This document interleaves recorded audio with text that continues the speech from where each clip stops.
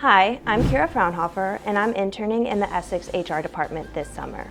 I usually start my day at 8 a.m. and spend around 30 minutes checking all of my internal methods of communication, such as email, Zoom, and Paylocity. I usually have messages from members of the HR team with requests for help on tasks that I can complete throughout the day.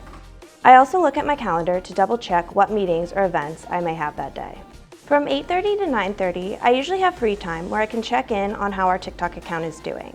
I try to look into our content and see what new content I can create. From 9:30 until about lunch, I usually spend time doing whatever tasks that HR has assigned to me throughout the day. I also sometimes have meetings with my supervisor to check in how other departments within the company are doing and to see what else HR can do to help our employees function better. At about 11:45, I usually sit down to eat lunch with the interns for about 30 minutes. Right after lunch until about 1:30, I recheck my email or other methods of communication and check in on how the TikTok is doing for the day. Then I usually spend time updating my supervisor on ideas I've come up with for any new content on TikTok or any other research I've been doing.